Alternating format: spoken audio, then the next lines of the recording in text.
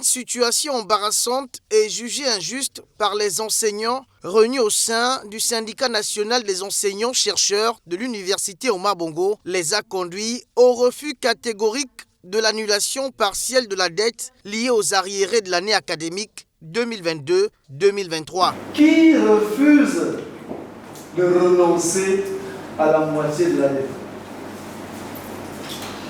Les collègues réunis en assemblée générale décident de ne pas renoncer à la deuxième moitié de la dette.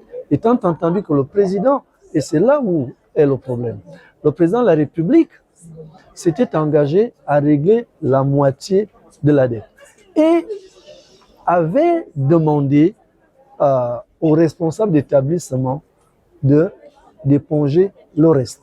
Cette décision ne tient pas compte des efforts consentis tout au long de l'année et constitue un manque de reconnaissance de leurs droits acquis. Ils appellent à une prise en compte totale de leurs revendications. Sur les 715 millions de dettes de l'université Omar Bongo, le président a consenti d'en payer la moitié.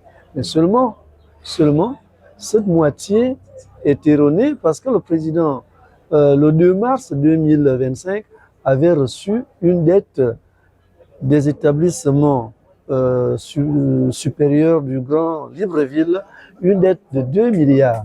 Et cette dette avait été sous-évaluée.